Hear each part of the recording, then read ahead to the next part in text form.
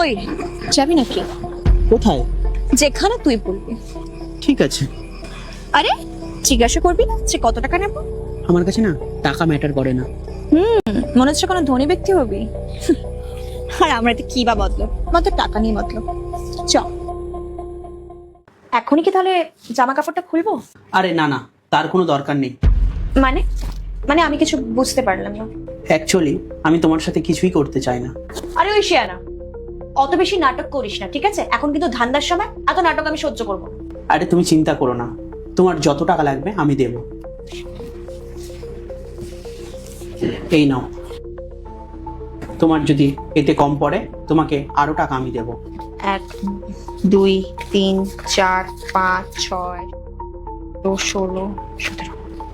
আরে বাস, এই শিয়ানা, তুই আমাকে এত টাকা দিচ্ছিস কেন?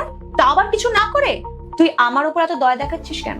অ্যাকচুয়ালি আমি তোমাকে এখানে কিছু করতে নিয়ে আসিনি। ওই শিয়ানা, আমি এরকম ভিডিওতে কোনো কাজ করি না, ঠিক আছে?